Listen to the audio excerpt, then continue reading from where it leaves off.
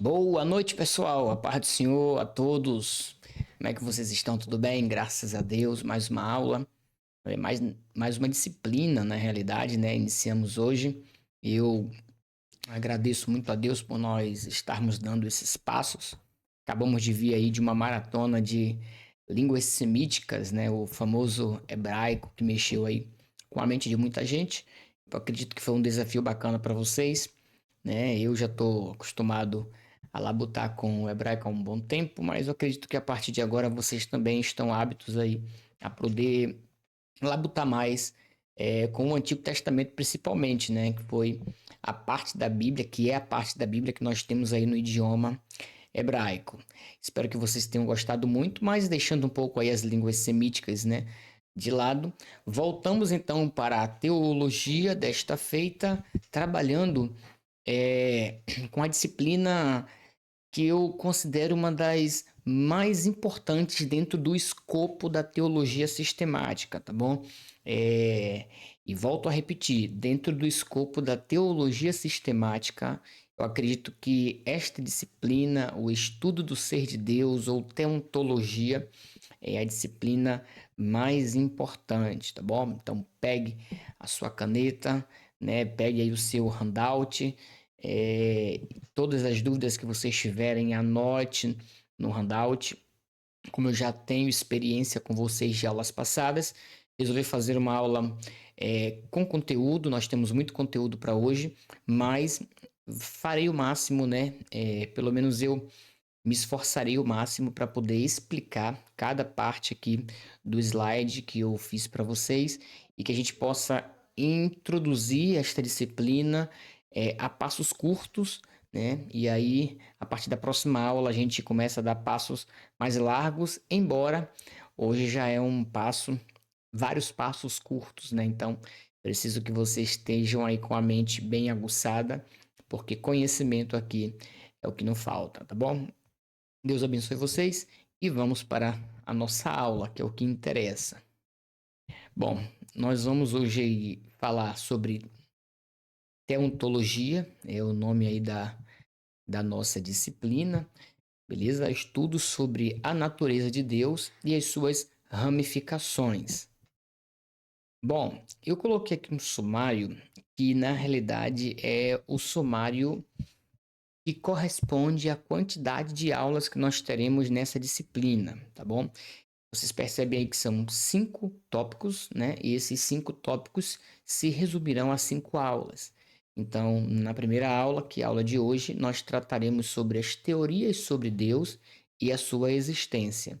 Na segunda aula, nós trataremos sobre a cognoscibilidade de Deus, ou seja, a possibilidade do conhecimento de Deus. É possível conhecer a Deus? Como? Quais são as vias? Quais são as maneiras que nós podemos conhecer a Deus? Existe de fato a possibilidade desse conhecimento? É viável? É possível? É lógico? Isso na segunda aula. Na terceira aula, então, nós tratamos da natureza de Deus em si. Na quarta aula, nós trataremos sobre os atributos e os nomes de Deus.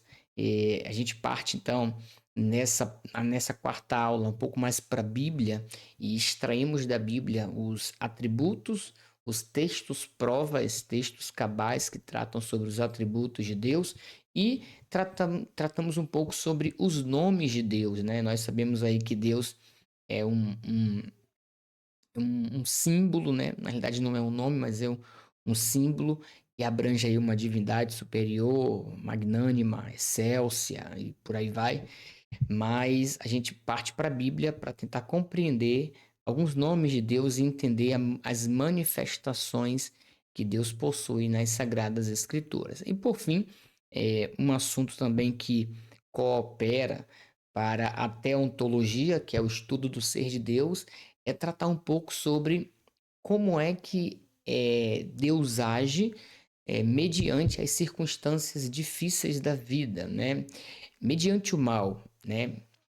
Como é que Deus age? Daí é que vem a questão da teodiceia, né? A teodiceia é o estudo da origem do mal. é a maneira que nós entendemos e compreendemos como é que Deus age diante do mal no mundo. Ele é o criador do mal, ele permite o mal. Então, na última aula, a gente vai tratar um pouco sobre essa questão aí da origem do mal. Eu poderia acrescentar aqui mais um tópico que seria o tópico da Trindade, beleza? Só que eu não vou trabalhar o tópico da Trindade agora, vou deixar para trabalhar o tópico da Trindade quando eu estiver falando sobre Cristo, né, Cristologia, ou depois que eu já tiver falado sobre o Espírito Santo e sobre Cristo. Então vocês já vão ter já uma base bem sólida sobre Deus, sobre Deus Pai, Deus Filho, Deus Espírito Santo. Então a gente pode, inclusive, fazer da Trindade um estudo de uma disciplina, né? Vamos pensar direitinho sobre isso aí. Mas sem delongas, vamos lá. Teontologia. O que seria, professor, teontologia? Pois bem, o termo teontologia, ele é citado, né, e alguns dizem que inclusive é criado esse termo por Lewis Perry Schaeffer, a fim de organizar melhor os assuntos atinentes à doutrina de Deus. Lewis Perry Schaeffer é um teólogo, né, que tem uma teologia sistemática em 4 volumes, é simplesmente um, um compêndio mesmo, né, de informações teológicas. E se vocês quiserem, puderem, né, comprem, né, comprem se quiserem físicos, se quiserem em PDF, eu também posso conseguir para vocês. Mas assim, o Leo Schaefer, ele tem uma maneira de tratar sobre os assuntos sistemáticos, né, da teologia sistemática, e ele facilita a nossa compreensão. É por causa disso que eu estou utilizando ele como referência bibliográfica nessa disciplina. Trouxe ele para dialogar com a gente. Vamos discutir aqui alguns textos do Lewis Schaeffer. E é a ele atribuído, então, a criação do termo teontologia. Mas por quê? Além de organizar melhor os assuntos atinentes à doutrina de Deus, por que esse nome? Bom, pelo fato da etimologia do termo, né? Porque, de acordo com Schaeffer, o fato do termo grego on e ontos significar ser, os nossos esforços então serão de compreender acerca do ser de Deus. E aí, o último tópico aqui desse slide, eu coloco que a doutrina de Deus é, pois, o principal assunto da teologia sistemática. É o ponto de partida que norteia todo o ensino teológico. Falei para vocês no início da aula que teontologia, ou a doutrina do estudo, o estudo do ser de Deus, é o ponto de partida, né, da teologia sistemática, é a parte mais importante da teologia sistemática, porque é a partir dele que você começa a entender tudo, porque tudo parte de Deus. Tanto é que eu coloquei aqui para vocês, ó, que Deus aparece logo no primeiro versículo da Bíblia como Criador. Então, você percebe o primeiro versículo da Bíblia já aparecendo a pessoa, o ser de Deus. No princípio, criou Deus os céus e a terra. Então, você percebe já no início da Bíblia Deus aparecendo. Deus, ele é o personagem principal da Bíblia, né? Ele é o autor da história, ele é o autor da vida, ele é o autor, é o criador perfeito de todas as coisas. Então, a teontologia é o estudo do ser de Deus, da pessoa de Deus, da natureza de Deus. É um esforço que nós fazemos para compreender melhor quem Deus é, o que é que ele fez, por que ele fez, pelo menos tentar compreender por que é que ele fez tudo da maneira que fez. Essa é, é, é a percepção que nós temos quando nós estudamos teontologia, tá bom? Então, que vocês gravem aí teontologia, o estudo do ser de Deus. É a disciplina, é a matéria da teologia sistemática mais importante, vamos dizer assim. Todas são, mas essa é a mais importante porque parte do pressuposto de que Deus é o centro de tudo, principalmente o centro da Bíblia, o objeto principal da Bíblia Sagrada, que é o nosso objeto de estudo enquanto é, investigadores do ser, de quem é Deus, sabe? Do ser de Deus. Beleza? Mas, tudo bem. partindo então desse princípio de que teontologia é o estudo do ser de Deus, é, existe uma pergunta, né? Na realidade, são três perguntas que nós precisamos responder antes de iniciar os nossos estudos, e são perguntas capciosas, né? São perguntas que eu não sei se de fato é costume de nós fazermos essas perguntas, mas é preciso fazer essas perguntas. Responder, eu não sei se conseguimos, mas fazer é preciso fazer. A primeira é: quem ou que é Deus? Essa é uma pergunta interessante, uma pergunta, inclusive, filosófica, porque desde o início dos estudos filosóficos, principalmente com os filósofos pré-socráticos ali, nós temos Tales de Mileto, Anaxágoras, Anaximandro, né? Pitágoras, Heráclito, Parmênides. Nós temos ali filósofos pré-socráticos, vamos dizer assim, tentando compreender quem é Deus, ou qual é a origem, né? Qual é a arqué, qual é o princípio de todas as coisas. Então, de onde é que vem tudo? Como é que surge tudo? E essa questão do saber quem ou que é Deus é uma pergunta que dificilmente passa pela nossa cabeça, porque nós já temos pressupostos formados sobre quem é Deus, né? Mas se a gente recebe essa pergunta, se é feita essa pergunta para a gente, quem é Deus, é difícil de nós respondermos. O que é Deus? Deus é o fogo, né? Deus é a água, Deus é o mar, né? Deus é, a água, né? Deus é um elemento da natureza, Deus é o átomo, né? Como os atomistas diziam. O que é Deus? Ou quem é Deus? Então, a primeira pergunta que nós fazemos é essa: quem ou o que é Deus, né?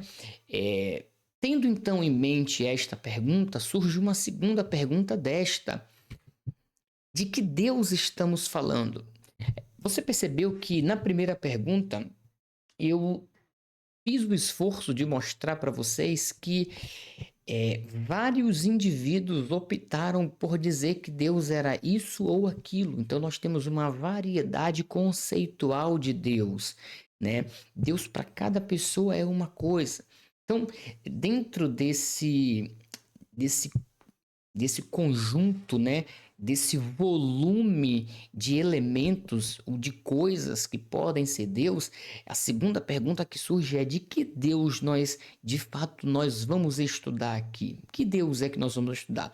Nós vamos estudar o Deus enquanto água, né? Para Tales de Mileto. Nós vamos estudar o Deus enquanto fogo para Heráclito. Nós vamos estudar o Deus enquanto ar, enquanto vento, né? Nós vamos estudar o Deus enquanto mar, né? Nós vamos estudar o Deus enquanto céu. Então, de que Deus nós de fato estamos falando aqui? Bom, nós, partindo do pressuposto que já trazemos conosco uma bagagem teísta, e daqui a pouco nós vamos entender um pouco sobre isso, é preciso que nós entendamos que o Deus que nós iremos estudar aqui é o Deus da Bíblia, é o Deus que nós cremos, né? É o Deus que os nossos antepassados falaram, né? É o Deus que os cristãos propagam. E daí surge então a terceira pergunta do nosso início de aula: que Deus é esse em que os cristãos acreditam, que os cristãos creem? Então, essa é a pergunta mais fácil de responder, porque você já se identifica dentro dessa classe de pessoas que se denominam cristãos. Cristãos é nada mais nada menos do que pessoas que se parecem com Cristo, né? Você percebe lá em Atos capítulo de número 11 que os discípulos foram pela primeira vez chamados de cristãos em Antioquia. Por quê? Porque a maneira que eles falavam, a maneira que eles se comportavam, remetia a Cristo. Então, os cristãos, nós enquanto cristãos, acreditamos piamente e cremos exclusivamente no Deus da Bíblia. Beleza? Até aqui vocês estão acompanhando o raciocínio? Então, que ou que é Deus? A primeira pergunta. De que Deus nós estamos falando? Porque nós temos uma infinidade de elementos que são considerados deuses. E por fim a gente chega então à conclusão de que nós acreditamos no Deus da Bíblia. E esse Deus da Bíblia é o Deus que criou os céus e a terra, é o Deus que permitiu que o ser humano tivesse a possibilidade de tomar as suas próprias decisões através do livre-arbítrio, e esse poder de decisão que o homem teve levou ele a pecar, mas Deus já tinha um plano perfeito desde a fundação do século. O Cordeiro já estava morto para redimir a humanidade. Então, que Deus é esse? É o Deus dos cristãos. É esse Deus e é sobre esse Deus que nós vamos falar. Mas qual é a origem da ideia de Deus? Bom, Lee Schaeffer afirma que temos ao menos 4 maneiras de saber algo ou ter ideia sobre algum Deus. 4 maneiras. A primeira maneira é a intuição. E quando eu falo de intuição, eu falo com base em um argumento de João Calvino, um teólogo reformado que vocês bem conhecem, um dos cabeças da Reforma Protestante. E Calvino, ele em seu bojo teológico, ele trabalha um conceito muito interessante chamado de sensus divinitatis. Sensus divinitatis é o senso do divino. E que conceito é esse? Esse conceito, para Calvino, é de que o indivíduo ele tem dentro de si uma intuição de Deus. Dentro do indivíduo já existe um direcionamento para uma divindade, né? O ser humano, ele dentro de si, ele já existe uma necessidade da divindade. Ele já nasce com esse senso do divino dentro dele. Já existe desde a criancinha, né? Dentro do coração, dentro da mente, dentro do ser do indivíduo, algo que leva ele, que liga ele, que envolve ele, né? Que induz ele intuitivamente a acreditar em alguma divindade. Então, a primeira maneira de saber algo, ter a ideia sobre Deus, é dentro do próprio indivíduo. É a intuição do indivíduo de saber que existe algo, né, sobre Deus. Depois vocês podem procurar na internet, pode ir no YouTube, procurar a perspectiva da intuição de João Calvino e Tomás de Aquino. Não, são 2 teólogos, um medieval, né, um escolástico, que é Tomás de Aquino, São Tomás de Aquino, século XIII, e o outro é João Calvino, aí já século XVI, e eles 2 falam basicamente a mesma coisa, só que com proposições diferentes, de que dentro do ser humano existe de fato algo que leva ele a Deus. Vamos lá. A primeira maneira, então, de saber algo ou ter uma ideia sobre Deus é a intuição. A segunda é a tradição. Por quê? É perpassado, né, hereditariamente, de pai para filho também, a ideia sobre Deus, né? Você percebe isso muito em tribos indígenas, né? Nas tribos indígenas, vocês percebem que o indivíduo ele tem contato com a divindade através dos seus pais, né? Não apenas nas tribos indígenas, você percebe que dentro da própria Bíblia já existe, no contexto judaico, uma tradição afiada em induzir, né, os seus filhos a conhecerem a Deus, né? Isso acontece em Canaã, principalmente. Você percebe ali que a descendência dos homens e mulheres que viveram no Egito não entraram na Terra Prometida. Só quem entra na Terra Prometida de quem saiu do Egito é Josué e Caleb, né? Então, além de Josué e Caleb, quem entra nasceu no deserto. Então, foi preciso, né, que todas as leis que foram dadas a Moisés, lá no Monte Sinai, Êxodo capítulo 19 até Números capítulo de número 5, o povo está no Sinai recebendo as leis, como se comportar, a maneira de viver, como sacrificar, como dividir as tribos, todos os tipos de lei, de impureza, de holocausto, todas as festas, tudo isso foi dado no Monte Sinai. Isso precisou ser repassado. Não apenas isso, o próprio livro de Deuteronômio já é uma repetição da lei, já é para um povo que não estava no Monte Sinai em Êxodo 19, né? Então foi preciso que Moisés repetisse novamente a lei, daí Deuteronômio, né? Segunda lei, e é preciso. Então o poder da tradição entra para poder ensinar aos filhos, aos netos, aos bisnetos, a ideia ou quem é de fato o Deus dos seus pais. Bom, a terceira, então, é a razão. É possível, sim, chegar até o conhecimento de divindade através da razão, né? E a gente, até o final da aula, você vai perceber como, através da reflexão racional, através da utilização da mente, da reflexão, da lógica, é possível, sim, chegar até o conhecimento sobre uma divindade, né? Ou sobre Deus. Por fim, a gente tem a questão da revelação e da experiência, né? É, eu acredito piamente que é possível sim que alguém chegue ao conhecimento de Deus através da experiência, né? Algum tipo de revelação, algum tipo de teofania, algum tipo de aparecimento, né, da divindade à pessoa. Isso aconteceu, por exemplo, no Islã, né? Maomé teve um aparecimento de um anjo que deu uma profecia a ele. Isso acontece também no Egito, né? Você percebe que o filho do faraó, isso está escrito numa estela. Ele, em sonho, recebeu a visita de um homem que falou para ele que ele seria o faraó, mas o irmão, ele era irmão mais novo, né? Irmão mais velho, o primogênito que de uma maneira ou de outra substituiria. E aí, em sonho, um dia que ele saiu para caçar, ele teve uma visão, um homem falou com ele que ele seria o rei do Egito, e aí ele por um momento não acreditou, mas ficou com aquela informação na mente, e o que acontece? A 10ª praga do Egito, a morte do primogênito. O primogênito, o irmão dele, falece, né, porque o anjo da morte passa e mata, e ele assume então como o faraó, após a morte de seu pai, que alguns inclusive até dizem que morreu no Mar Vermelho. Então, você percebe que a revelação, a experiência faz sim com que o indivíduo tenha uma ideia de Deus ou se achegue à divindade. Beleza?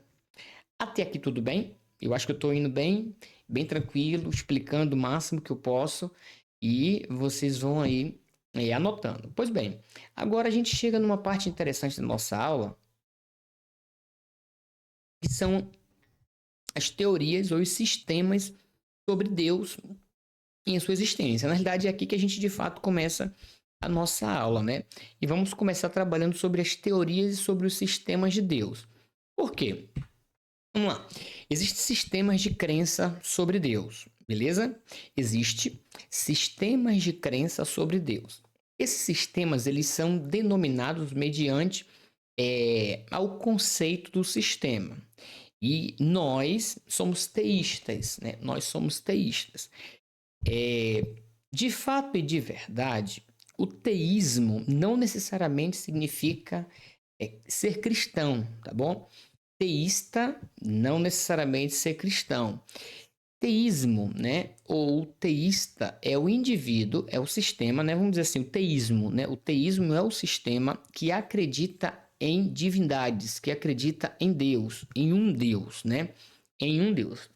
Então, o islamismo é teísta, tá bom? O cristianismo, ele é teísta, né? O budismo, ele é teísta, né? O catolicismo, ele é teísta, o bandista, ele é teísta. Por quê? Porque ele acredita em divindade, entendeu? Então, teísmo é o sistema de crença que aceita, né?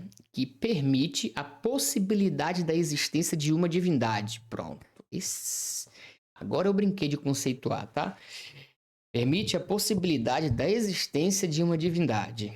Beleza? Isso é o teísmo. Nós somos teístas e, como tal, nós nos diferenciamos de outros teístas porque nós cremos na existência de apenas um Deus, só que esse Deus ele é triuno, pessoal, criador dos céus e da terra, que formou o homem e colocou sua imagem conforme sua semelhança. Ele é soberano, benigno, deixou rastros do seu poder não apenas na natureza, mas revelou-se por meio do seu Filho e por meio da sua palavra. Esse conceito aqui de do cristão enquanto teísta, você não vai encontrar em lugar nenhum, tá? Esse conceito aqui é meu. Pode até fazer isso aqui, ó. Ó, minha assinatura aqui, ó. Esse conceito é do pai aqui, tá bom? Porque é isso aqui o resumo do teísta cristão que somos nós, beleza?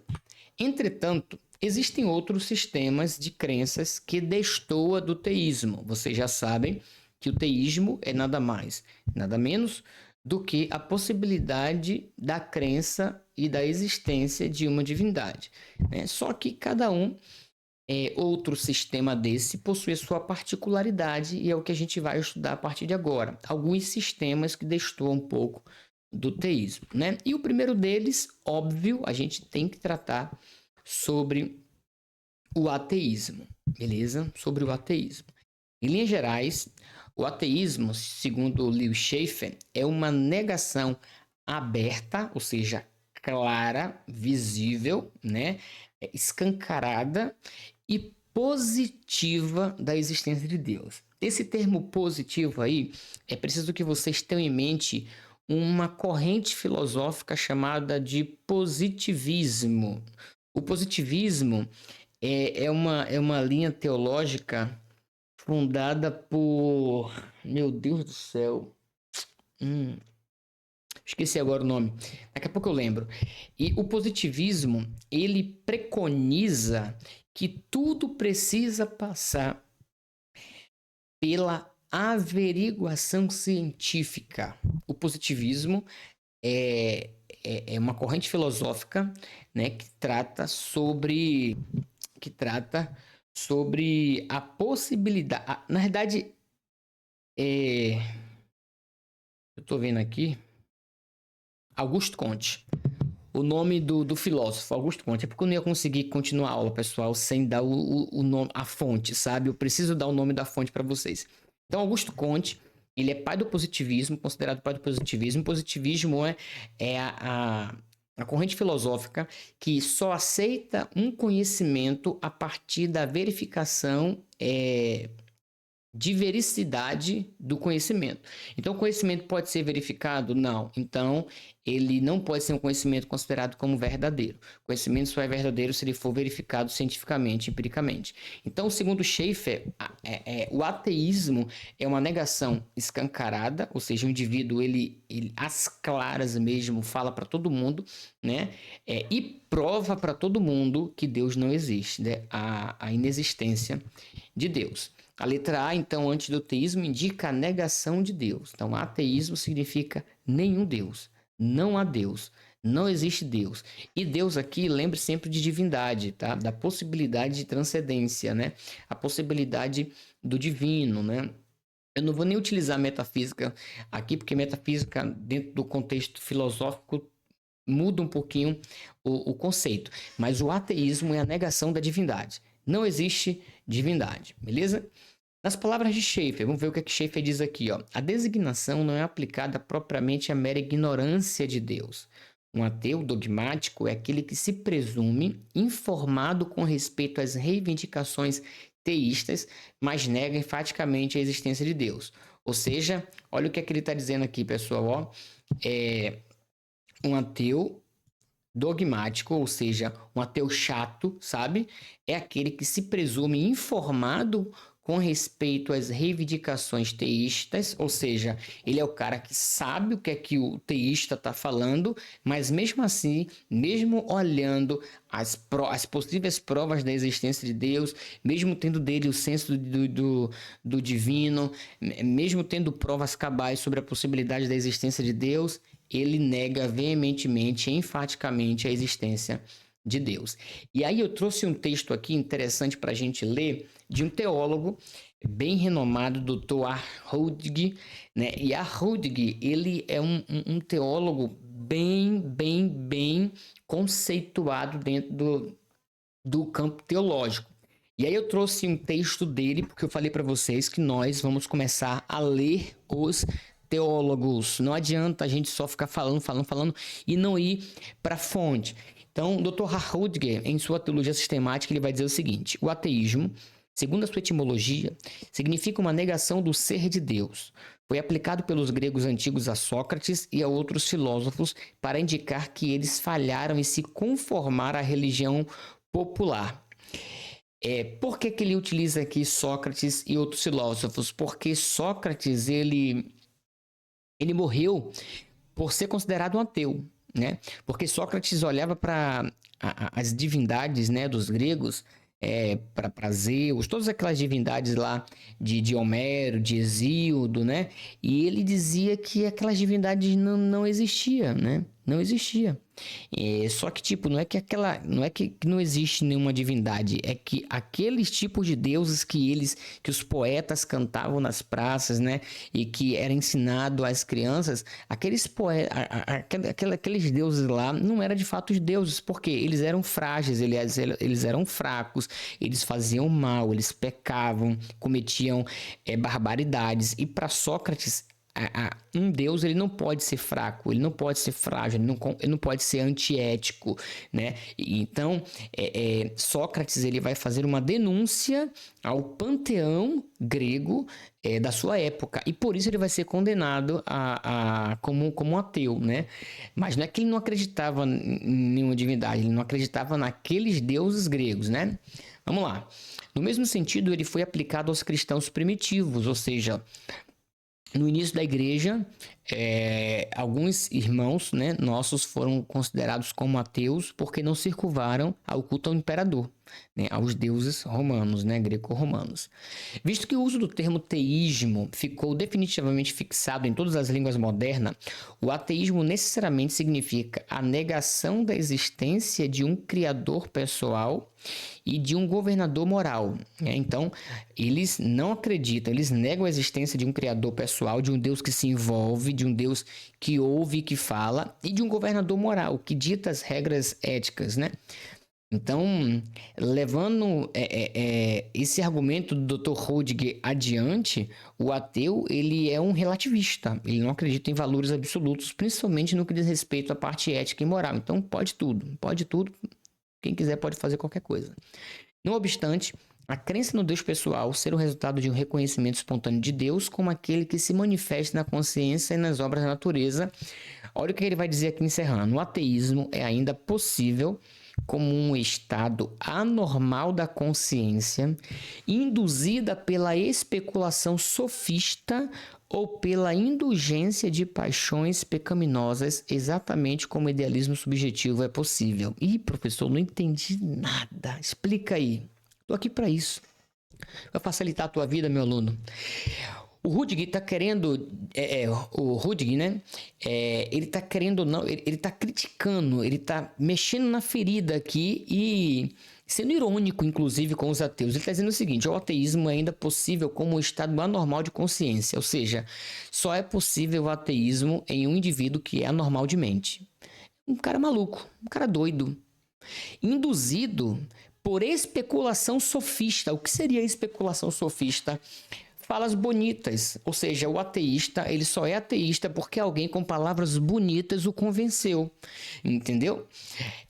Ou pela indulgência de paixões pecaminosas, outro motivo pelo qual um indivíduo pode ser ateu, por causa da pecaminosidade do seu coração, por causa da indulgência de paixões, ou seja, a paixão, esse sentimento apaixonante no coração do ser humano que leva ele a querer pecar o tempo todo, né? Paga indulgência, né? Então, como a carne o tempo todo ela é fraca e o pecado que habita em nós tenta o tempo todo nos colocar contra Deus, o nosso coração se torna ateu. Então, exatamente como idealismo subjetivo é possível, ou seja, apenas no campo das ideias. Então, ele termina falando aqui, ó, como idealismo subjetivo é possível. Idealismo é a mente.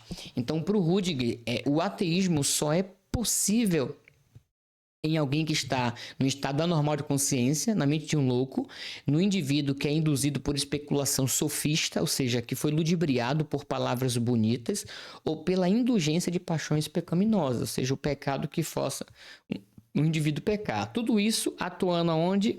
No campo da mente. É por isso que a Bíblia fala o tempo todo que a nossa guerra é aqui, ó, uma guerra de mente. né?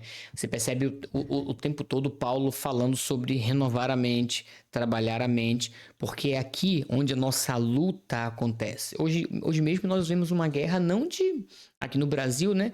Uma guerra filosófica, uma guerra de ideias, uma guerra moral. E onde é que você dita as regras da moralidade? Na mente, com raciocínio, né? Com locubrações afirmativas, negativas, é tiro, porrada e bomba. É chamar o cara para a discussão e ganhar ele do argumento. Entendeu? Então, o Dr. Rodiger aqui ele está afrontando o ateísmo. Assim, um ateísmo não é possível. E aí eu coloquei aqui uma figurinha como uma provocação filosófica, porque de fato, de verdade, você percebe que o ateu ele é inconsistente nas suas proposições, né? Ele não se sustenta durante muito tempo, sabe? E aí essa imagem aqui é interessante porque um bonequinho pergunta pro outro: você é ateu? Ele: sou, graças a Deus. Ou seja, até para responder. Isso aqui, gente, acredite se quiser. Se você for no YouTube aí, colocar assim, ó, debates, e aí você coloca assim, ó, César Cavalcante, Tassos Licurgo, bota Tassos Licurgo com 2S, Tassos Licurgo e Pirula. Um debate que aconteceu mediado por César Cavalcante. Pirula é um biólogo, né? Um biólogo ateu. E engraçado como o tempo todo ele: ai meu Deus, eu tô esquecendo, ai meu Deus, como é? Aí tem uma hora que até vira meme, né? Porque ele utiliza Deus o tempo todo, né? Nas suas palavras, né? E o ateísmo, eu vi esses dias esse trocadilho. O ateísmo ele não se sustenta porque até para você negar a existência de algo é preciso que você acredite que ele exista, entendeu? Você, para negar algo, você tem que pressupor que ele existe, entendeu? Então, o ateísmo hoje, existe ateus ainda? Existe, né? Mas são ateus praticantes ou não praticantes? Quem fala muito sobre isso, inclusive, é o filósofo contemporâneo Pondé. O Pondé fala muito sobre isso, que não existe mais ateus contemporaneamente, né? O que existe são chatos, são chatos, que não querem dar o braço a torcer. Mas eu acredito que vocês entenderam basicamente aí como é que se comporta o ateísmo, né? Não vamos entrar aqui em apologética agora, como negar, né, as proposições do ateísmo, porque não é o momento. É apenas para vocês entenderem que existe uma teoria, um sistema de pensamento e de crença sobre Deus, que é a sua negação. Beleza? Além do ateísmo, nós temos o agnosticismo, né? O agnosticismo é a visão de que há base suficiente tanto para uma resposta afirmativa quanto negativa à pergunta: Deus existe? Portanto, o julgamento desta pergunta deve ser suspenso. Então, o agnosticismo é a visão que acredita não ter possibilidade argumentativa para dizer se existe ou se não existe. Entendeu? É a negação do conhecimento.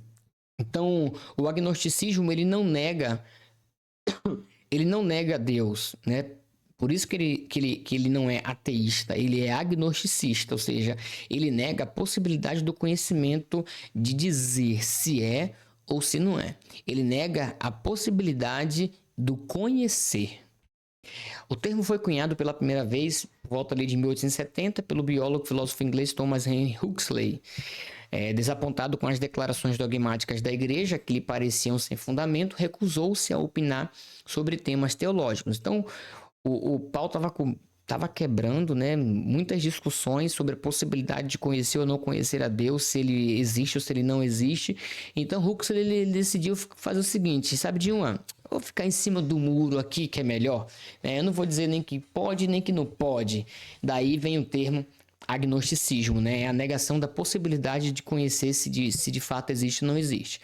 Huxley usou a palavra em questão a fim de expressar a ideia de crença suspensa. Essa aqui é uma palavra-chave, tá? Crença suspensa, ou seja, eu suspendo, né, a minha crença no que diz respeito a verbalizar a possibilidade de existir ou de não existir, de poder conhecer ou de não poder conhecer a divindade, entendeu?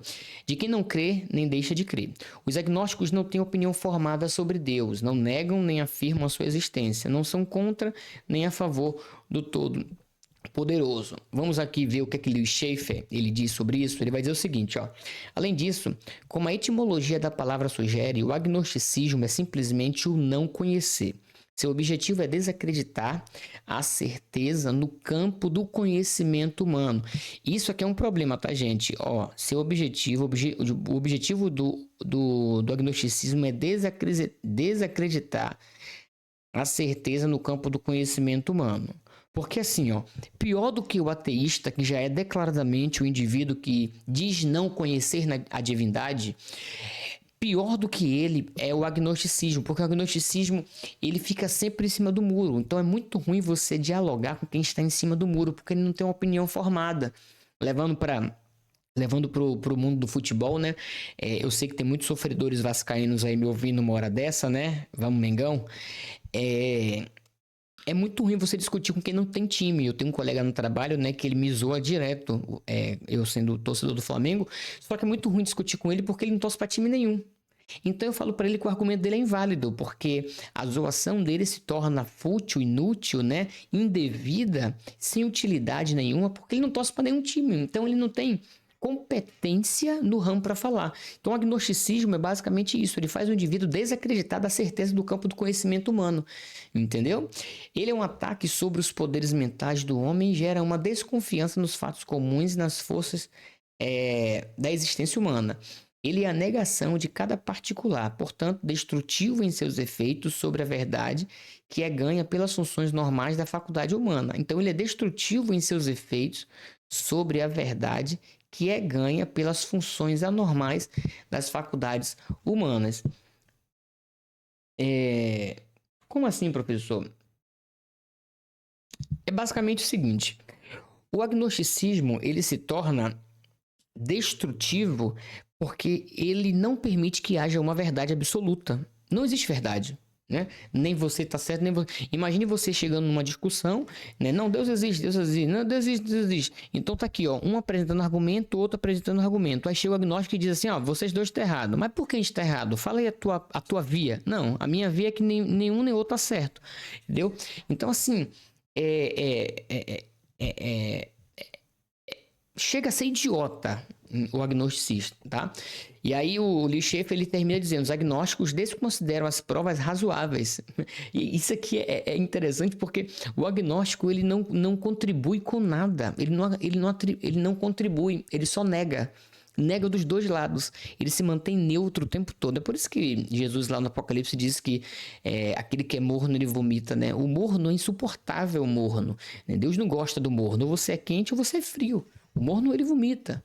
Então, os agnósticos desconsideram as provas razoáveis, cujo processo, se seguido consistentemente, eliminaria as reais provas que eles desenvolvem por suas próprias teorias. Então, o agnosticismo é um sistema desconstrucionista, maléfico, entendeu? Vamos lá. Nós temos o politeísmo, né? Deixa eu ver quanto tempo de aula já tenho aqui. 42 minutos, beleza. Eu acho que não vai dar, mas vamos lá. Nós temos aqui o politeísmo, a prática da adoração a mais de uma divindade. Essa aqui eu acho que não é difícil para ninguém, né? Isso significa que o politeísmo serve e adora vários deuses, né? Não se trata do simples fato de ele reconhecer a existência, mas de obedecer a um sistema oposto ao monoteísmo, crença no único Deus verdadeiro revelado nas Escrituras. Então, o politeísmo, além da determinação descrita nos 10 mandamentos, nós temos uma perfeita análise. Isso aqui se tratando de Bíblia, nós temos uma perfeita análise do porquê o ser humano possui uma necessidade de criar ídolos por inspiração divina em Romanos 1, 18, 32. Né? O ser humano tem dentro de si o senso divinitatis, lembra de João Calvino? E por conta disso força ele a fazer uma prateleira de deuses, né? Isso é de Gênesis a Apocalipse, você percebe o tempo todo, na realidade é de Gênesis até os nossos dias, você percebe o tempo todo o ser humano produzindo ídolos. Tem um livro, inclusive, interessante do James K. Smith, né? Você é aquilo que você adora. Você é aquilo que você adora, de Smith. Eu não lembro agora se é do de Smith, mas fala justamente sobre isso. Como é que nós nos transformamos de criaturas em deuses. Né? Nós produzimos os nossos deuses o tempo todo. Né? Prova disso é lá Moisés, né? Subiu ao monte para receber os 10 mandamentos e o povo não conseguiu ficar sem a presença visível de algo que remetesse à divindade. Moisés ali era meio que o elo de ligação entre Deus e os homens, né? Então Moisés era a representatividade de Deus. Como eles perdem o elemento pessoal de Moisés, logo eles colocam Arão na parede para criar um objeto material visível em que eles pudessem adorar. E daí vem um bezerro de ouro. Então, o politeísmo é a crença, é o sistema de crença que acredita na possibilidade de culto simultâneo, né, concomitante de vários deuses, né? Então, você pode ter aí o seu altar com vários deuses, prazer, você é um politeísta, né? Deísmo. Bom, o deísmo a gente poderia aprofundar bem mais. Tem um livro do James Sire, inclusive, interessante sobre isso. Eu uso algumas citações do James Sire aqui para a gente entender o que é o deísmo. O deísmo é a doutrina pela qual se afirma a existência de Deus, né? Mas, ao mesmo tempo, assevera que ele está muito longe de nós, a ponto de não se envolver com os assuntos humanos e como um relojoeiro que dá corda a um relógio e se esquece dele, assim é a divindade. Então, o deísta, né, é aquele que acredita assim, na possibilidade de Deus. Sim, existe um Deus, só que esse Deus ele criou, né, ele objetou, né, e criou ali o mundo, mas ele se isentou do mundo. Ele permitiu que o indivíduo ou que o mundo seguisse o seu rumo como ele criou, né? Então, o sistema de crença sempre comparado, né, a um relojoeiro, porque o relojoeiro ele faz o relógio, coloca a pilha, dá corda e aí depois ele não precisa mais voltar ao relógio. Por quê? O relógio faz todo o trabalho dele sozinho. É a doutrina dos epicureus, contrária ao teísmo ensinado pela ortodoxia cristã, ou seja, a ortodoxia cristã, né, a Bíblia, ela vai de encontro ao deísmo, porque enquanto o deísmo diz que o Criador se esqueceu da criatura e ficou distante, Paulo, né, quando ele está no Areópago pregando para os filósofos gregos, né, para todos aqueles que estavam ali filosofando, ele diz que Deus não está longe de cada um de nós, Deus está perto, né, e interessado no ser humano. Deus ele não criou o mundo, está à parte do mundo. Não, Deus ele criou e se envolve, né, e se manifesta dentro do ser humano. Então, esse sistema de crença, ele fere a pessoalidade de Deus, né? O movimento relacional que Deus tem com a sua criação. E nós sabemos, a Bíblia está recheada de textos, né? De que Deus caminha conosco, anda conosco, se apresenta a nós. E aí o James Sire vai dizer o seguinte, ó. O deísmo elimina a maioria das características da personalidade atribuíveis a Deus. Ele é apenas uma força ou uma energia transcendente. O motor primordial, ele é apenas uma força ou energia transcendente. Ele é o motor primordial ou a causa primeira, o princípio para o que, de outro modo, consistiria no regresso infinito de causas passadas. Então, James Sire está dizendo que o deísmo é como se fosse uma energia transcendente, ou pode ser também equiparado como o motor primordial, ou seja, o motor primeiro, ou ainda a causa primeira. Então, Deus é apenas o início de tudo, o princípio de tudo, o motor primordial de tudo. Mas depois que ele cria tudo, ele se afasta da sua criação. Mas não se trata dele, ou seja, uma pessoa de fato, embora permaneça na linguagem usada a seu respeito o pronome pessoal. Ele não se importa com a criação, não a ama e não mantém nenhum relacionamento pessoal com ela. Com certeza, não se encarnou em Jesus. É puramente monoteísta. Como disse Thomas Paine, a única ideia que o homem pode atrelar ao nome de Deus é a causa primeira, a causa de todas as coisas. Então você percebe que se essa teoria do deísmo, se esse sistema de crença do deísmo for colocado em lide, em xeque, né? O que é que a gente tem? A gente tem nada mais nada menos do que uma desconstrução da encarnação de Jesus, que é o ponto central do cristianismo. Qual o ponto central do cristianismo? A encarnação de Cristo. Sem a encarnação de Cristo, acabou o cristianismo. Entendeu? Então, se a divindade ela não se relaciona, se ela está distante da sua criação, como preconiza, né, como evidencia esse sistema de crença deísta, a gente de fato, de verdade, perde todo tipo de vínculo relacional, pessoal, íntimo com Deus. E não apenas isso, pessoal. O Jimmy Sire, ele é fantástico quando ele faz uma ponte, né, do deísmo para o naturalismo. Por quê? Em termos intelectuais, a rota vai ser mais ou menos a seguinte. No teísmo, Deus é o criador e sustentador pessoal infinito do cosmos. Então, no teísmo, a gente tem a crença, né, de que Deus ele criou tudo e todas as coisas. No deísmo, Deus ele é reduzido. Por quê? Ele continua sendo Deus criador de todas as coisas e sustentador de todas as coisas, mas ele perde a capacidade de se relacionar. Ele perde a personalidade, embora, por implicação, permaneça sendo o criador, o sustentador do cosmos, entendeu? Então, o deísmo, ele é a ponte do teísmo para o naturalismo ou para o ateísmo. Por quê? Porque no teísmo, Deus é o criador de tudo, o sustentador de tudo e possui o seu vínculo com a sua criação. No deísmo, ele perde o vínculo com a criação. No naturalismo, ele deixa de existir. Ele perde a própria existência. Então, no deísmo, ele perde a personalidade, a pessoalidade. No naturalismo ou no ateísmo, ele perde a sua própria existência. Então você percebe como é uma escada, né, que vai caindo, né, do teísmo até o ateísmo, o naturalismo, né, como hoje é conhecido o ateísmo, né, filosoficamente, é o naturalismo.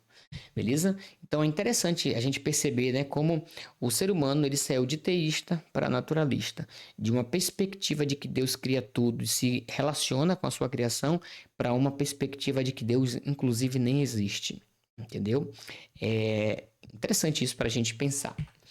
Bom, saindo então do deísmo, a gente vai para o enoteísmo. Isso aqui é bem interessante porque o termo en é um numeral no grego que significa um. Então é um Deus. E foi empregado pela primeira vez por Max Miller, né, um historiador alemão das religiões, bem conhecido ele, a fim de indicar o sistema de adoração a um só Deus. Mas acredita-se, admite-se, todavia, a existência de outros deuses menores. O enoteísmo, inclusive, é um sistema de crença utilizado por cristãos. Porque se a gente leva em consideração que Satanás é um Deus, por exemplo, e a Bíblia dá respaldo para isso, nós nos tornamos enoteístas, sim ou não? Né? Por quê? Se o enoteísmo é a característica, né, de um sistema de crença que acredita piamente no único Deus, né, ele indica o sistema de adoração monoteísta, então é, é uma característica, né, de um sistema que tem a sua adoração exclusiva a apenas um Deus, mas acredita na existência de outros deuses menores. Então, se a gente levar em consideração que demônios são pequenos deuses, né, nós somos enoteístas, né? Isso não é papo para agora, eu estou apenas apresentando para vocês, né? Mas é, pois, um sistema que se situa paradoxalmente entre o monoteísmo e o politeísmo. Beleza? Panteísmo. É interessante a gente entender um pouco o panteísmo. Vamos lá?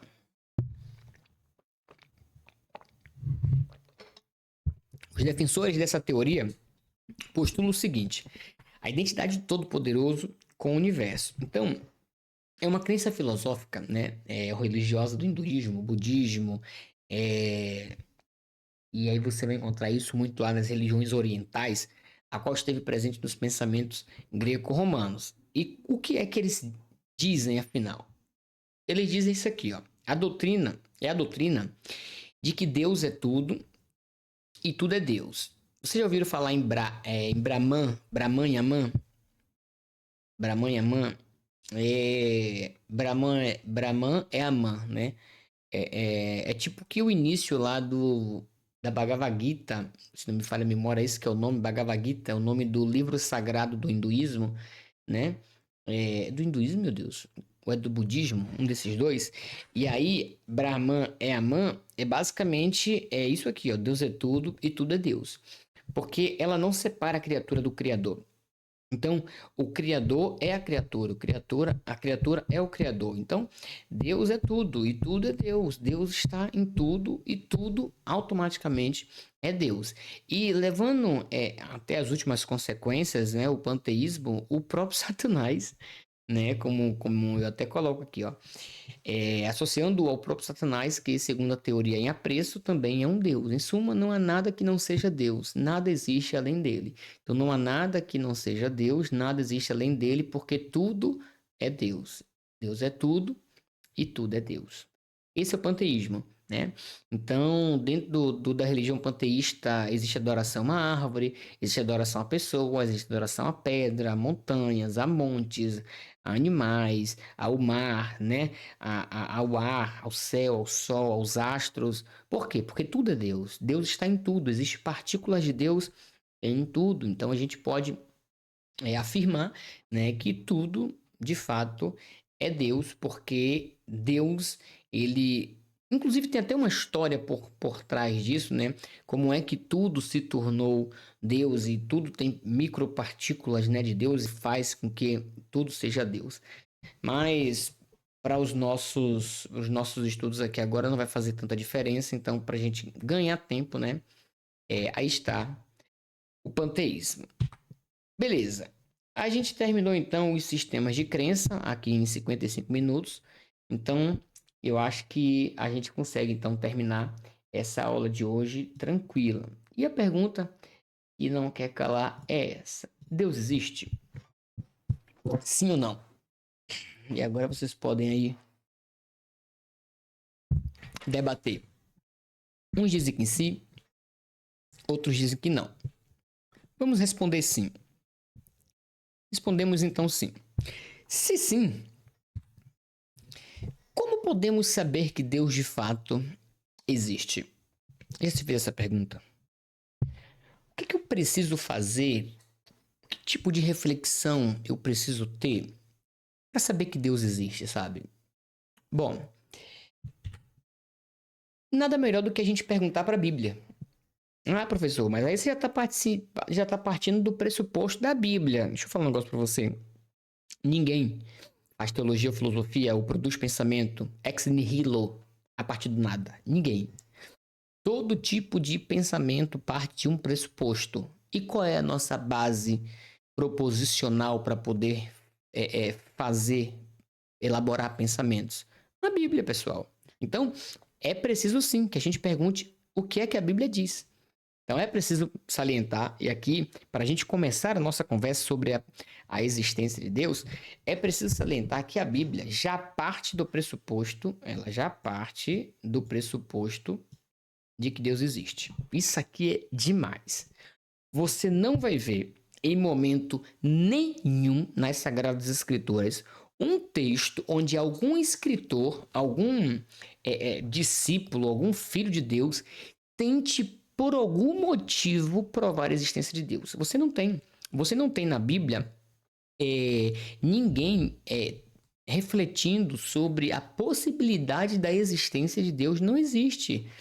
Essa verdade ela é axiomática na Bíblia. O que seria uma verdade axiomática ou uma verdade apodítica? Eita, falei bonito, né? Bom, tanto o axiomático como o apodítico são verdades inquestionáveis, são verdades absolutas. Então, a Bíblia Sagrada já trabalha com a possibilidade da existência de Deus como uma verdade absoluta. Não tem por que você provar, entendeu? O que temos, na realidade, textos, né, afirmando que aquele que não acredita em Deus, ele é chamado de nécio. E dentro da Bíblia, o nécio é o indivíduo desprovido de sã consciência. É um indivíduo desprovido de capacidade cognitiva de reflexão. É um indivíduo desprovido do pensar, do raciocinar. É o burro, né? É o famoso burro. Estou utilizando palavras bonitas aqui, mas o nécio na Bíblia é o burro. Então, o que a Bíblia diz sobre o nécio? que é aquele que não acredita, né, na divindade. Bom, primeiro texto, Salmo 14:1. Disseram os nécios no seu coração, não a Deus. Têm se corrompido, fazem-se abomináveis em suas obras. Não há ninguém que faça o bem. Então, o salmista ele já está pressupondo que quem diz no seu coração que não há Deus é nécio. É o doente mental, né? É o dotado de falta de neurônios, né? Vamos dizer assim. O salmista vai dizer novamente: disse o nécio no seu coração, não há Deus. Tem se corrompido e tem cometido abomináveis iniquidades. Não há ninguém que faça o bem. Você percebe que o Salmo 14:1 e o Salmo 53:1 é praticamente a mesma coisa? Existe dentro do escopo, né, salmista, um repúdio, uma repulsa, sabe?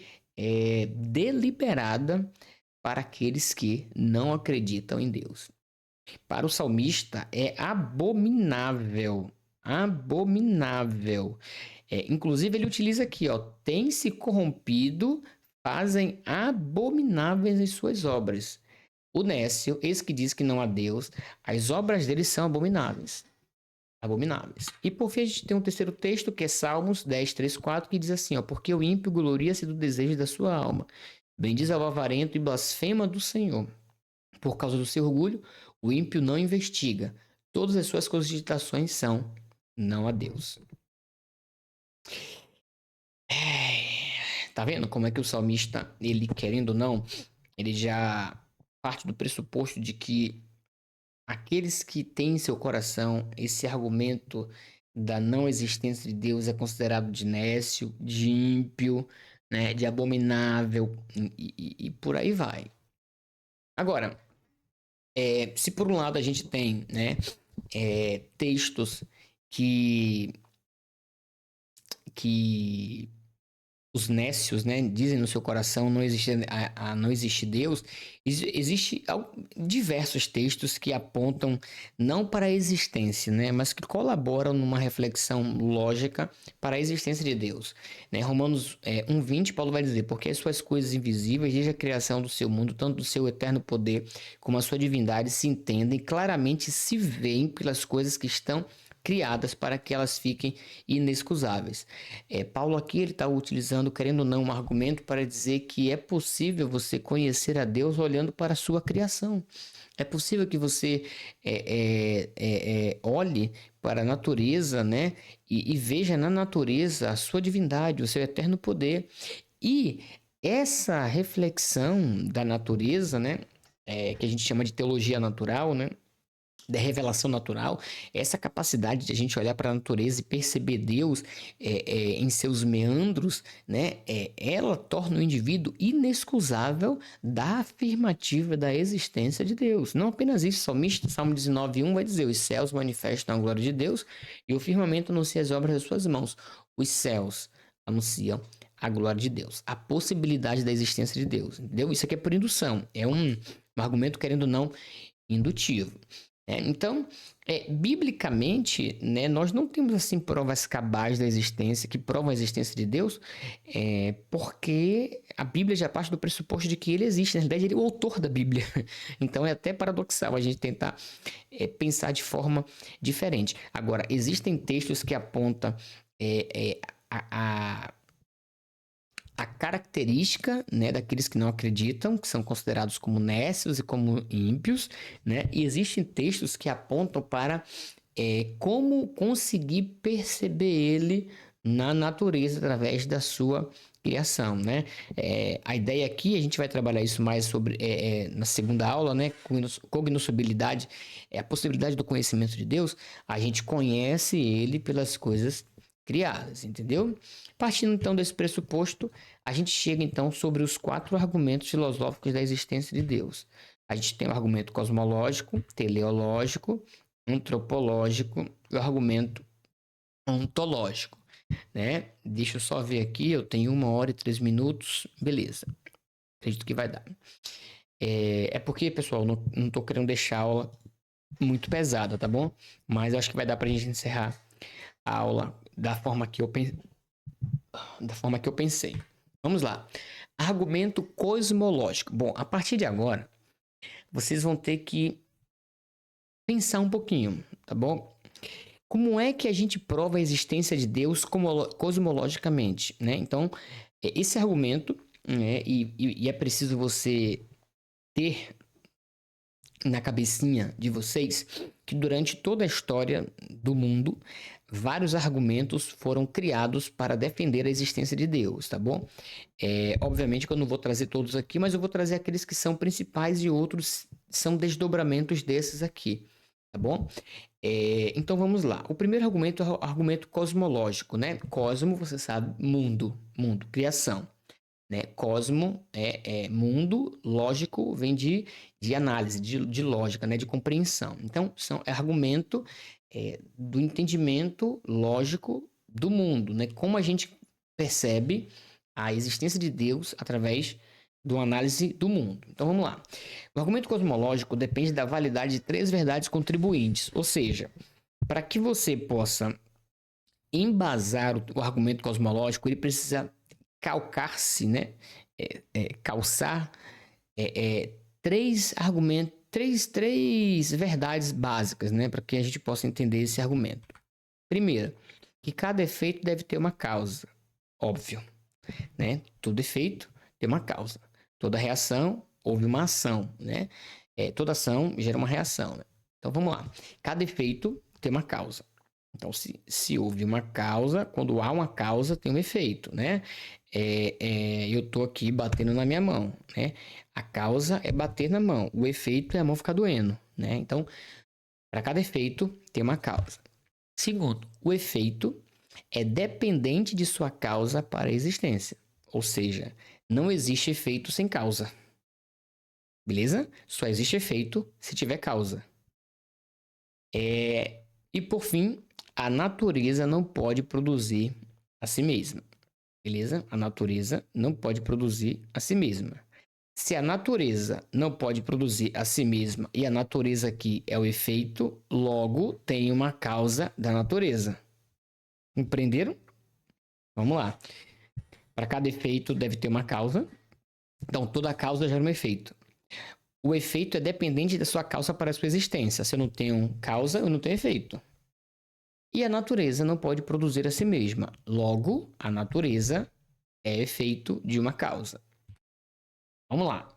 O caráter fundamental e essencial dessas verdades contribuintes, assim como a dedução conclusiva de que o universo é causado por uma criação direta de uma causa eterna e autoexistente, aparecerá à medida que uma busca dessa forma de argumento progrida. Então a gente vai começar a entender que o universo ele não veio do nada, mas que o universo é feito de uma causa, vai aparecer na medida que a gente começar a progredir no nosso pensamento do argumento cosmológico. Beleza? Vamos lá. Vamos entender aqui agora um pouquinho como é que Francis Schaeffer organiza esse pensamento. Acompanhe a leitura comigo. A crença intuitiva de que todo efeito tem uma causa é o princípio básico sobre o qual o argumento cosmológico avança para chegar às suas conclusões necessárias. Grave isso aqui.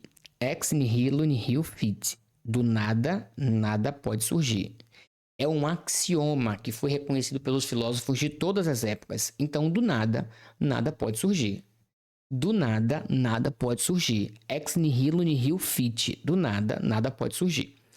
Asseverar que qualquer coisa veio existir por si mesma é asseverar que ela agiu antes que existisse.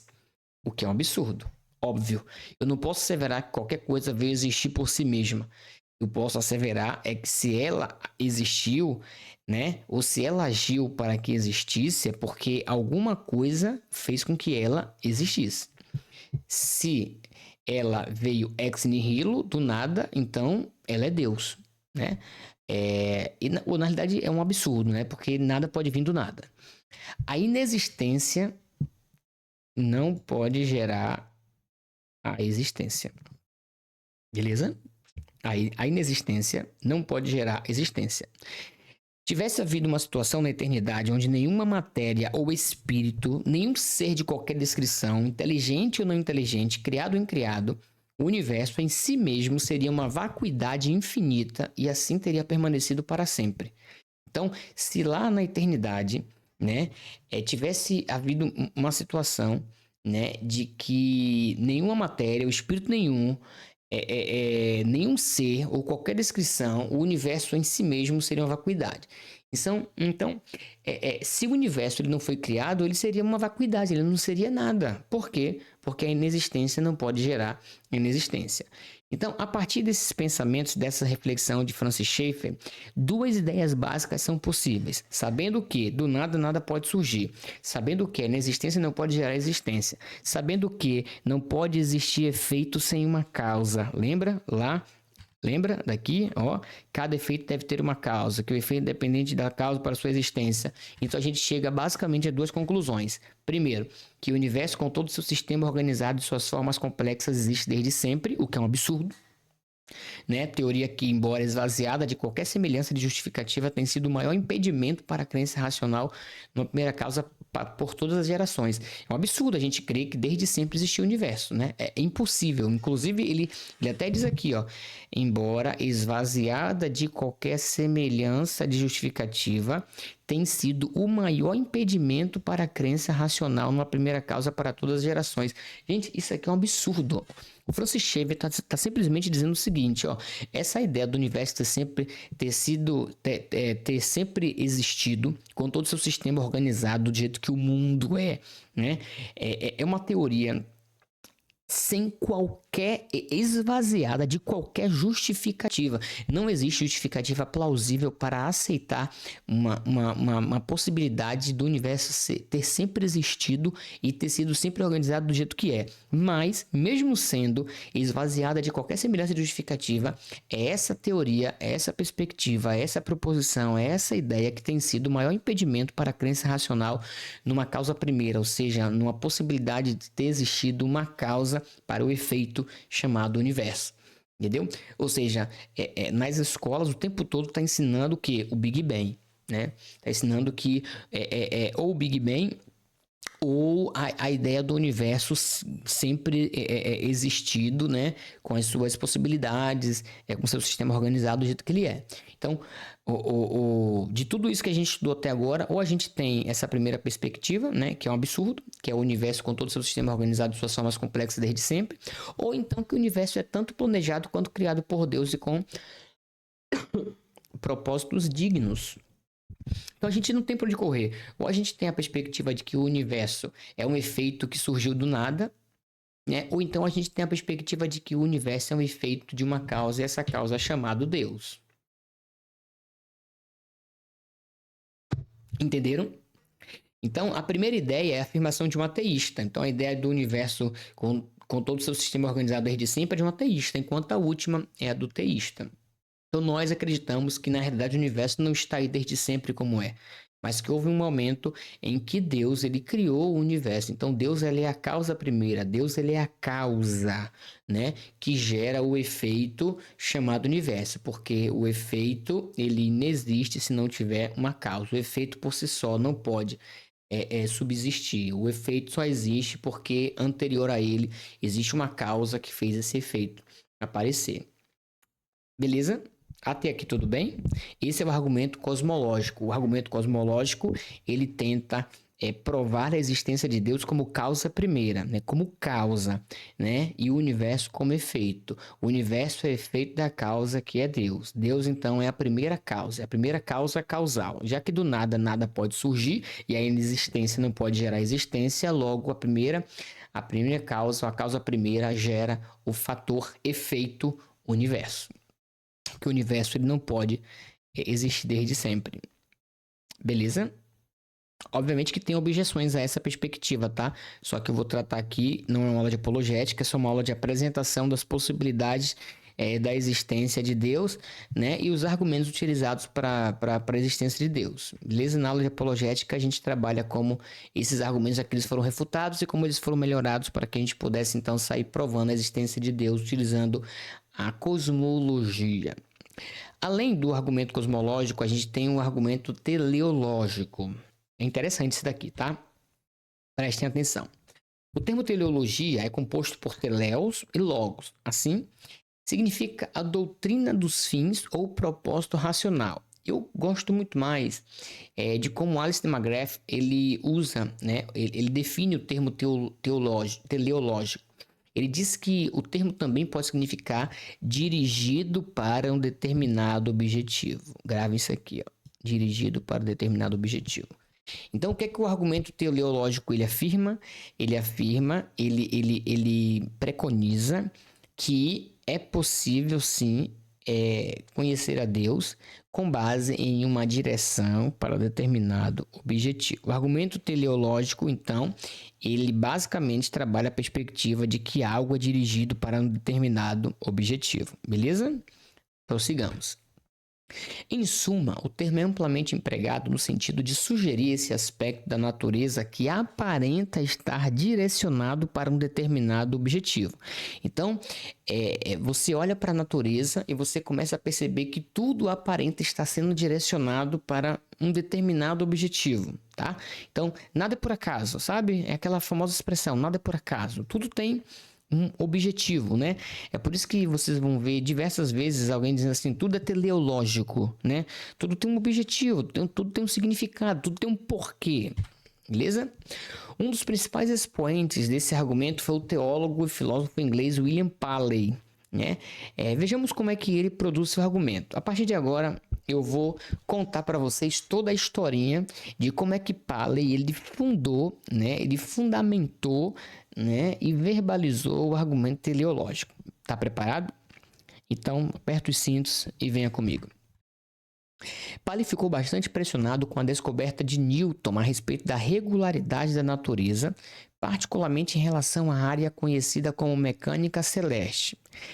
Seus estudos deixavam bem claro que era possível conceber todo o universo como um mecanismo complexo que funciona de acordo com princípios regulares e compreensíveis. Gente, isso aqui é interessante demais. Paley começou a perceber, pessoal, que esse princípio de mecânica celeste de Newton, ele via, né, o universo como um mecanismo complexo que funciona de acordo com princípios regulares e compreensíveis. Então não era uma bagunça, não era desencontros no mecanismo, né, do universo, não. Era princípios regulares, ou seja, tinha regularidade e era compreensíveis. Vamos lá. Essa imagem newtoniana do universo como mecanismo sugeriu imediatamente a Paley a metáfora de um relógio, levantando a questão de quem havia construído esse mecanismo tão facilmente perceptível no funcionamento do universo. Lembra do deísmo, né? Do indivíduo, do Deus que cria o relógio e ele funciona sozinho? Pois é, tem um pouquinho de deísmo aqui na visão de Paley, mas não vai terminar como deísmo, tá?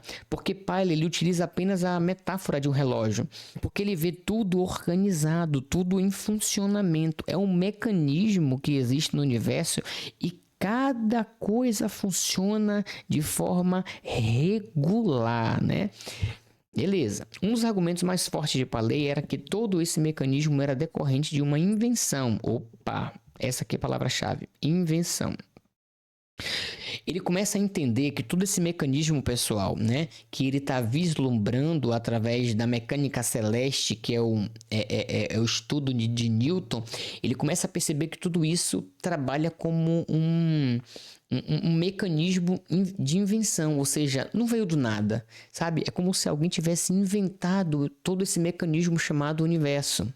Continuemos.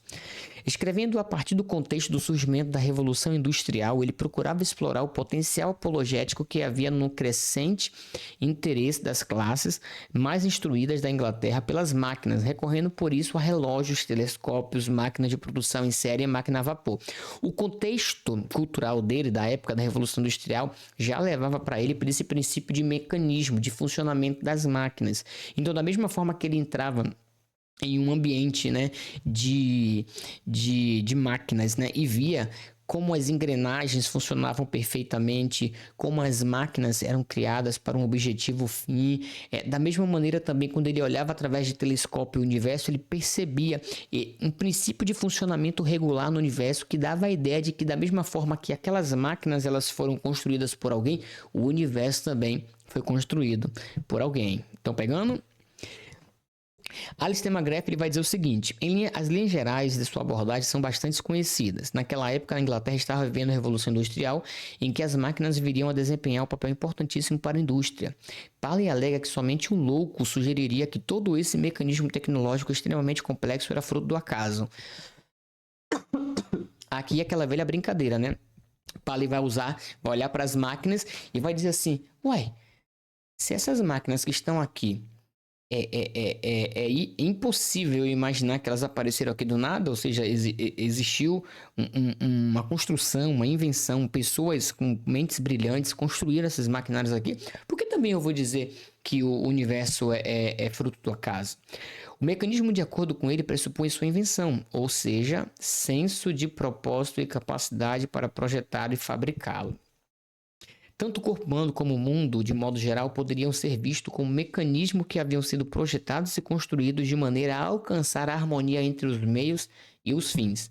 Devemos destacar que Paley não estava sugerindo com isso que existisse uma analogia entre a natureza e os mecanismos inventados pelo homem. A força de seu argumento está na identidade que ele aponta. A natureza é um mecanismo e, portanto, fruto de um planejamento inteligente. Ou seja, nada é por acaso. Nada é por acaso.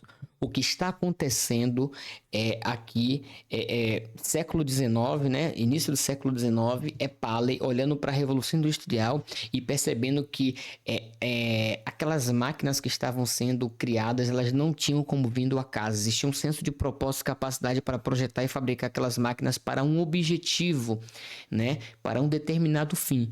Então, se aquele maquinário todo não surgiu do acaso, imagine o universo, que é muito mais complexo do que aquelas máquinas.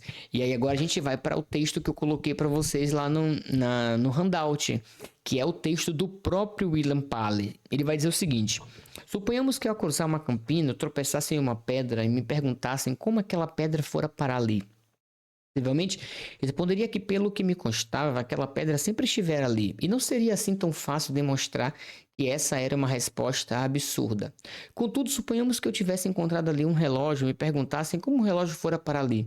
Dificilmente daria a mesma resposta. Contudo, pergunto-me, por que essa resposta que serve para a pedra não é adequada para o relógio? Ou por que não admitimos essa resposta no segundo caso, da mesma forma como fazemos no primeiro? Por uma única razão, isto é, pelo fato de que ao olhar para o relógio percebemos algo que jamais poderíamos ver em uma pedra, ou seja, o fato de que as diversas peças que o compõem foram produzidas e reunidas com uma determinada finalidade. G, né, por exemplo, para que o mecanismo do relógio funcionasse e o fizesse de uma forma tão regular que pudesse marcar as horas do dia.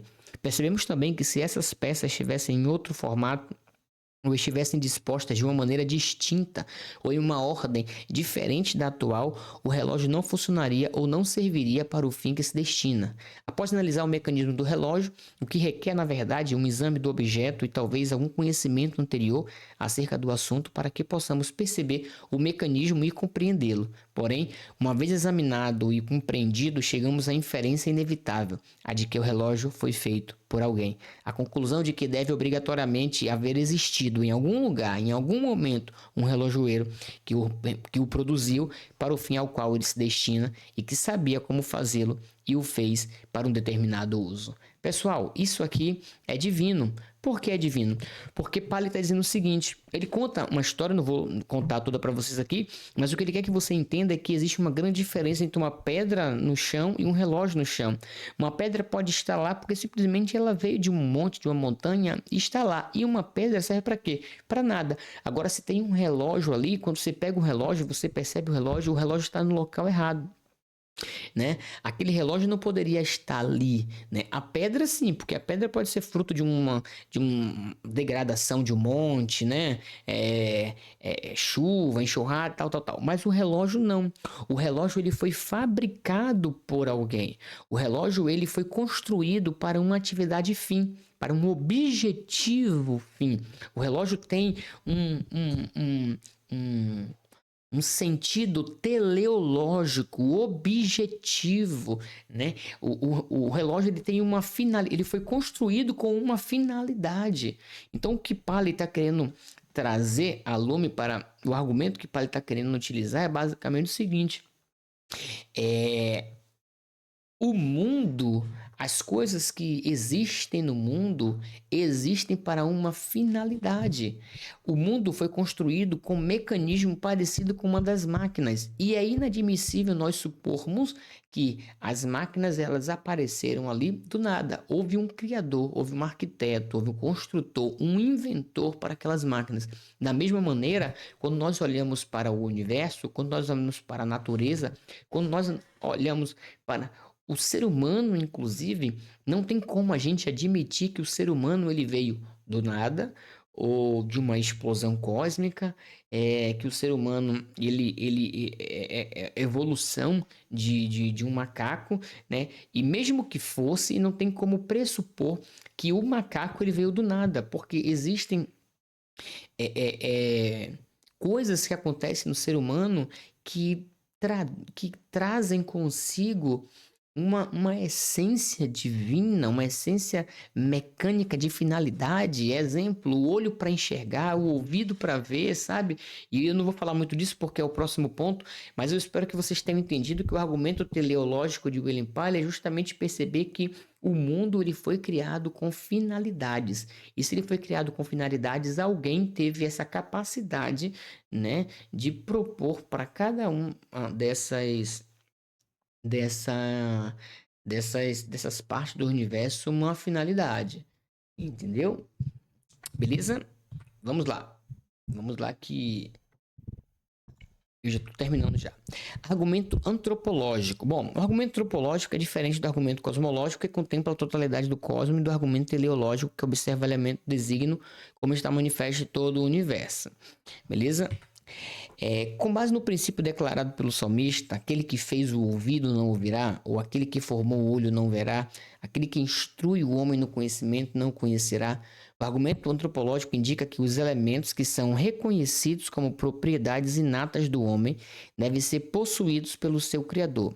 Com base desta prova, a constituição orgânica do homem pertence ao argumento teleológico, né? Mas há aspectos específicos no ser humano que suprem uma prova excepcional da finalidade divina, e estas estão afirmadas propriamente no argumento antropológico. E aí o Schaeffer vai dizer o seguinte: o homem é composto daquilo que é material e do que é imaterial. E estas duas partes constituintes não são relacionadas, tá bom? Então o homem tem a parte material e a parte imaterial. A matéria possui os atributos da extensão, da forma, da inércia, da divisibilidade e afinidade química, enquanto que a parte material do homem possui os atributos do pensamento, da razão, da sensibilidade, da consciência, da espontaneidade.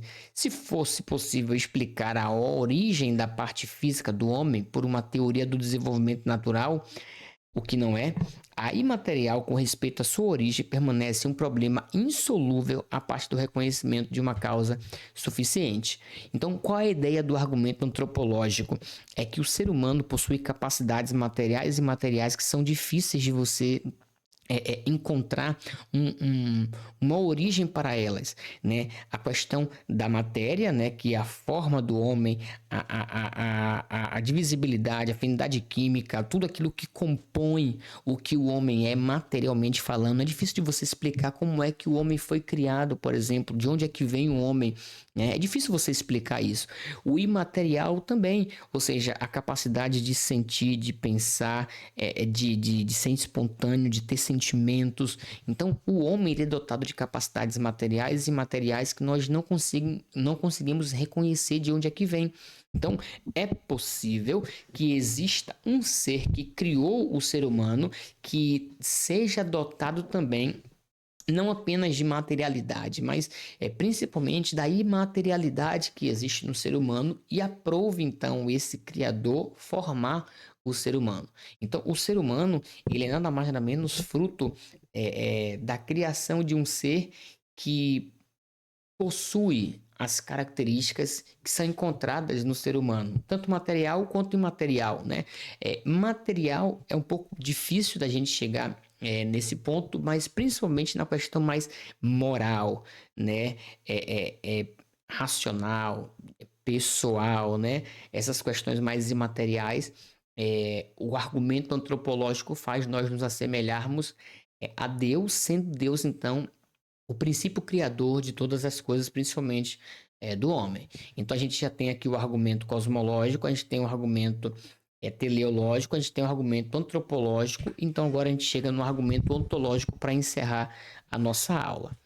A ontologia é a ciência ou a discussão sistemática do ser real, a teoria filosófica da realidade, a doutrina das categorias ou das características universais necessárias de toda existência. O argumento ontológico no teísmo consiste num curso de raciocínio a partir de Deus como a primeira causa absoluta de todas as coisas para as coisas que ele causou, especificamente a ideia inerente de que Deus existe. O argumento ontológico de Deus, da existência de Deus, foi verbalizado por Anselmo de Cantuária, que é o texto que a gente vai ler agora. Olha o que ele vai dizer. O insensato tem de convir que tem no intelecto a ideia de um ser, acima do qual não pode pensar nada maior. Porque quando ouve enunciar este pensamento, entende-o, e qualquer coisa que se entenda está no intelecto. E, sem dúvida alguma, esse objeto acima, do qual não se pode pensar nada maior, não existe somente na inteligência, porque, se assim fosse, poder-se-ia supor pelo menos que existe também na realidade. Nova condição que faria um ser maior do que aquele que não tem existência, senão no puro e simples pensamento. Portanto, se esse objeto acima do qual não há nada maior estivesse somente na inteligência, seria sem embargo tal que haveria algo acima dele. Conclusão, esta aqui não seria legítima. Existe então, por conseguinte, sem sombra de dúvida, um ser acima do qual não se pode pensar o que quer que seja, nem no pensamento e nem na realidade. Professor, não entendi nada. Pronto, vamos lá. Para perfazer o caminho do filósofo, enfatizamos os pontos principais da teorização de Anselmo. A primeira coisa que você tem que entender é que ele quer que você compreenda que existe um ser do qual nada maior pode ser pensado. Se eu chegar para você e perguntar assim, ó, pense num ser que do qual nada maior pode ser pensado. Obviamente você vai dizer o quê? Deus. Deus é um ser do qual nada maior pode ser pensado. Beleza. Essa é a proposição. A preposição 2 é a seguinte: Deus existe como conceito mental ou também por sua existência real. Então Deus, ele na sua mente é maior do que qualquer coisa que você pode pensar, beleza? Mas para ele de fato ser maior do que todas as coisas que você pode pensar, ele precisa ser existente não apenas como conceito mental, mas ele também precisa existir no real. Por quê? A gente vem aqui para o terceiro. Se um ser existe somente no entendimento, então podemos conhecer ou conceber algo maior ou mais perfeito, isto é, um ser que exista tanto no entendimento como na realidade. Então, basicamente é o seguinte, ó. Deus, se ele for apenas um conceito mental e eu mentalmente penso que ele é maior do que qualquer outra coisa, essa caneca aqui é maior do que Deus. Por quê?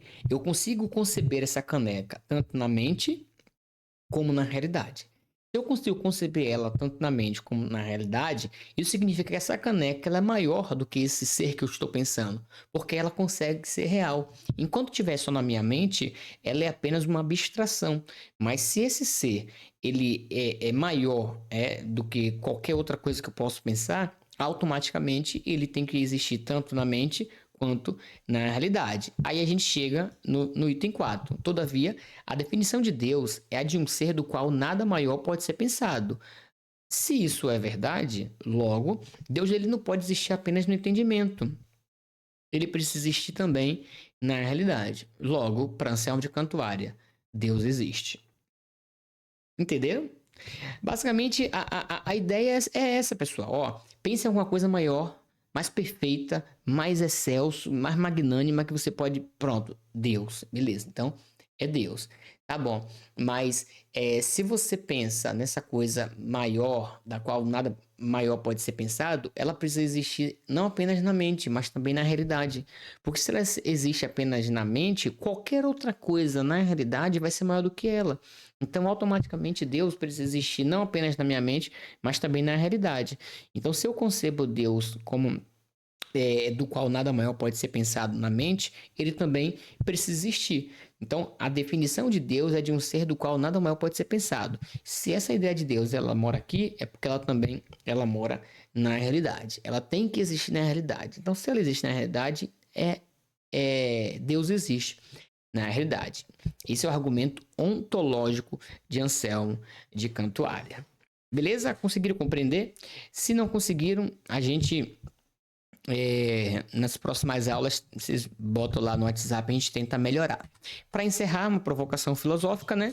Uma prova da existência de Deus deveria realmente ser algo por meio do qual alguém pudesse convencer-se de que Deus existe. No entanto, penso que aquilo que os cristãos que forneceram essas provas tinham a intenção de fazer era atribuir à sua fé um fundamento e uma análise intelectual, embora eles mesmos jamais tenham chegado a crer em consequência dessas provas. O que é que Ludwig Wittgenstein ele está querendo nos dizer com essa provocação? É que a gente costuma sempre elaborar argumentos, né? Provas para a existência de Deus, mas quase nunca a gente conhece alguém que chegou até o conhecimento de Deus, ou chegou ao conhecimento da existência de Deus em consequência dessas provas. Isso é interessante, porque se eu perguntar para você assim, pô, desses quatro argumentos que eu passei para vocês aqui na aula de hoje, você chegou ao conhecimento de Deus por algum deles? Obviamente que não. E aí o Ine Gruner ele vai dizer o seguinte, eu encerro essa aula com a frase de um teólogo, Ine Gruden, ele diz o seguinte, só Deus pode superar nosso pecado e possibilitar que nos convençamos da sua existência. Ou seja, por mais que existam argumentos filosóficos, argumentos cosmológicos, teleológicos, antropológicos e ontológicos da existência de Deus, a gente poderia aqui também trabalhar as 5 vezes a existência de Deus de Tomás de Aquino, a gente poderia trabalhar a refutação de Kant, sobre a coisa em si e a coisa em nós, a possibilidade de conhecer a coisa em si é diferente da possibilidade da coisa em nós, a visão ou a perspectiva que nós temos da coisa em si não é a perspectiva da coisa em si pela coisa em si. A gente poderia trabalhar aqui diversos argumentos, mas de fato de verdade, o conhecimento de Deus só pode vir a partir de Deus. Só Deus pode superar o nosso pecado e possibilitar que nós nos convençamos da sua existência. Não são argumentos filosóficos, não são argumentos teológicos, não são argumentos sofistas que vai nos fazer conhecer a Deus. O que vai nos fazer conhecer a Deus é o próprio Deus por meio do seu Espírito Santo, que convence o homem, segundo o evangelista João, do pecado, do juízo e da justiça. Uma boa noite a todos, Deus abençoe e até a próxima. Fique com Deus.